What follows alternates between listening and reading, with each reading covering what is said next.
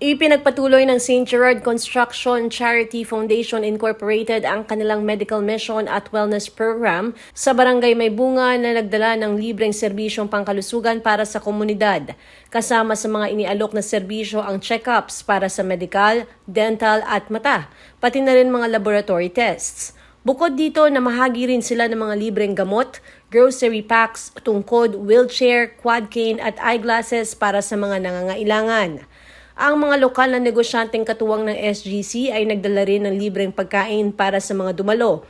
Isang inisyatibong idinisenyo upang makatulong din sa pagpapaunlad ng kanilang mga negosyo.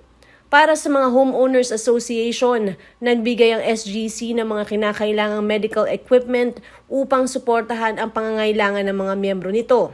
Isang bagong tampok na aktibidad na patok sa mga pamilya at mga bata, ang Kids Zone na nag-alok ng mga libangan para sa mga bata at naging sentro ng kasiyahan para sa kanila.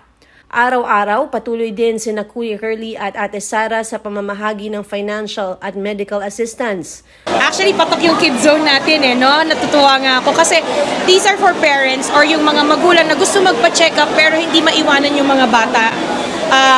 Kumbaga hinihila sila, nawawala sila sa pila.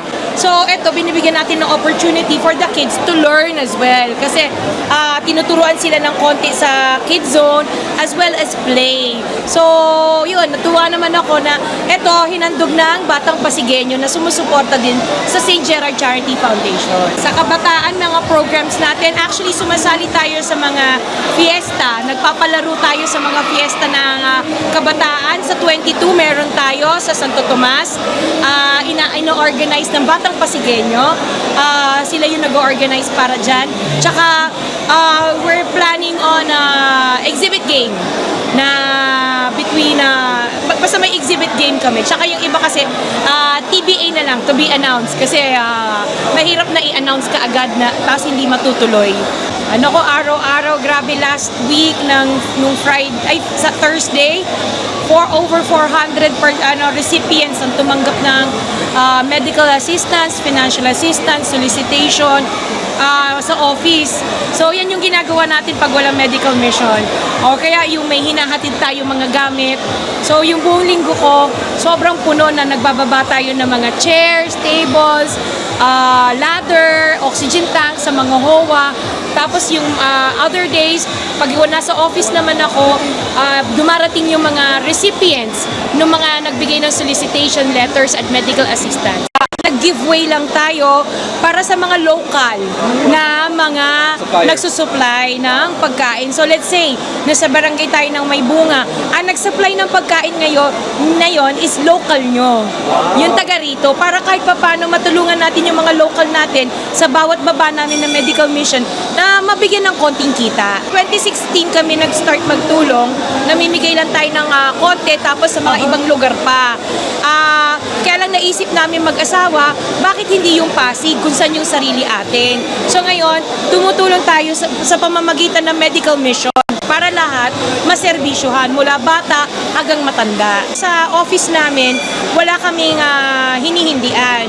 So lahat favorable naman. Kung hangga't kaya ni Kuya Curly at ni Ate Sara, hangga't kaya namin tumulong at magbigay, nagbibigay po kami.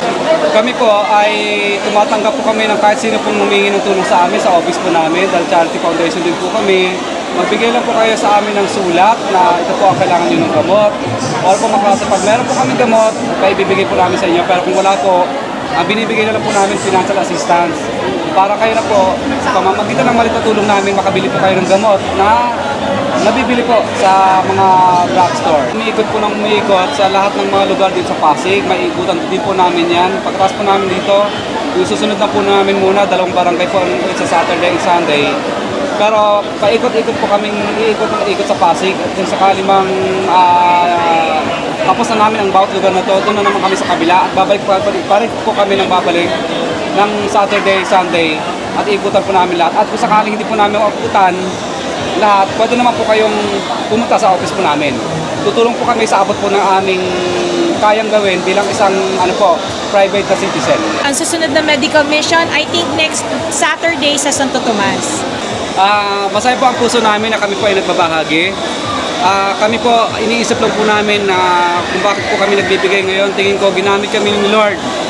Binigyan kami ng pagkakataon ni Lord na maging mataas at malaki sa pamamagitan ng business aspects upang magsauli po din sa kapwa namin. Tingin namin na kaya ginawa ni Lord ito na kami ay makarating sa ganitong klase ng tagumpay upang ibalik naman sa mga tao. Kasi dati rin po kaming walang-wala. Kaya kami po, salamat po mga taga-Pasig, pinagbigyan nyo po kami na makapaggawa ng opportunity na tulad nito, na makapag-medical mission po sa inyong lugar at iikutin po namin ang iikutin ang buong Pasig. At marami pa pong ibang serbisyo po ang pwede po namin ibigay at ano pa mga bagay na hindi namin kaya maibigay dito sa ground, pwede kayong sumulat sa amin sa office para sa ganito mapagbigyan po namin kayo. Nagpaabot ng taus-pusong pasasalamat sina Curly at Sara Diskaya sa pagkakataon na makapagbigay ng tulong sa komunidad. Gayon din ang mga benepisyaryo ay lubos na nagpasalamat sa mga libreng serbisyo at tulong na ibinigay na ayon sa kanila ay malaking ginhawa sa kanilang pang-araw-araw na buhay. Yan, sa mga Pasigueño, maraming salamat, lalo Barangay May Bunga ngayon. Sobrang daming tao na pumunta ngayon dito sa medical mission na May Bunga. Nagpapasalamat kami mag-asawa na every medical mission maraming dumadalo. Kasi kung wala kayo, hindi namin pagpapatuloy ito kasi walang sense para ipagpatuloy pa. Pero pilit kayong bumababa, talagang nakikita namin at ipagpapatuloy namin at gagandahan pa namin ang serbisyo para sa inyo sa mga medical missions natin. So, abangan nyo lang sa Facebook page namin yung St. Gerard Construction, Kuya Carly and Ate Sara na page. Doon kami mag-announce ng kung saan kami pupunta sa mga medical missions namin. Nagpapasalamat po kami sa medical mission ni Ate Sara, silang mag-asawa.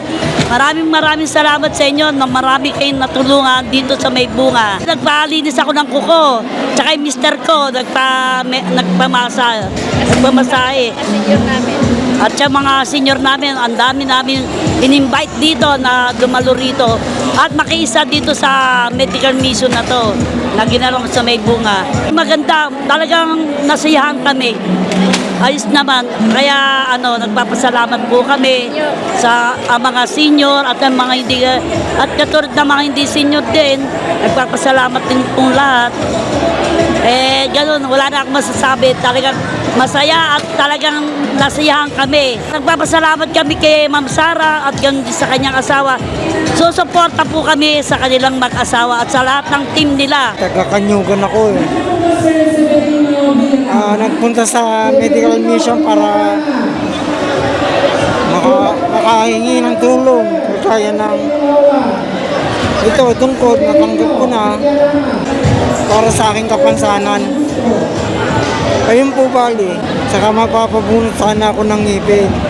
Ito, maganda naman dahil hindi ko inaasahan na magkakaroon ako ng tungkod. Nagkaroon ako dahil sa kanilang programa. Kaya marami pong salamat unang-una sa Diyos, pangalawa sa lahat ng team. Sana may pagpatuloy nila programang ganito. Ako si Luan Peñano para sa latest ng iNews Pasig.